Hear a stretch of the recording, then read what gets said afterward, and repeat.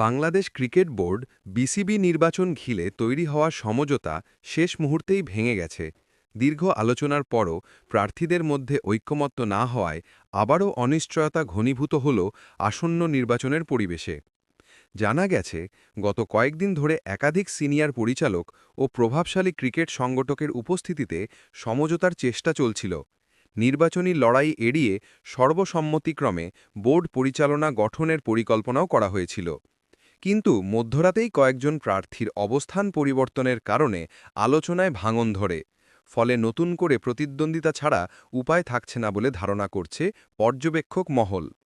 Cricket অঙ্গনে এই ভাঙনকে ঘিরে মিশ্র প্রতিক্রিয়া তৈরি হয়েছে। অনেকেই মনে করছেন, নির্বাচন ঘিরে বিভাজন বাড়লে বিসিবির ভবিষ্যৎ নীতি ও কার্যক্রমে অস্থিরতা তৈরি হতে পারে।